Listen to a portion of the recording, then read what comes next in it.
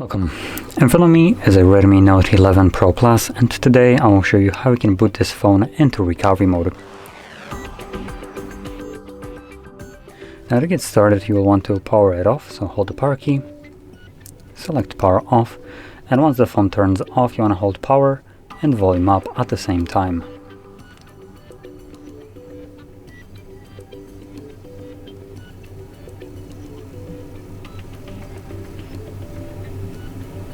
After a couple seconds of seeing this logo, you can let go of the keys and wait for the recovery mode to show up.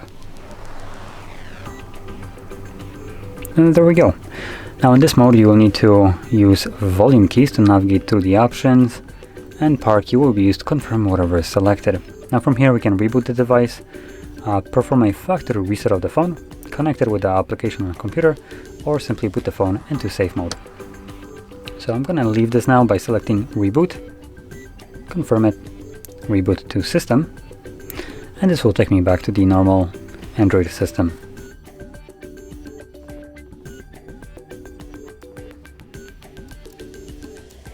And as you can see, we are now back in Android. So if you found this very helpful, don't forget to hit like, subscribe, and thanks for watching.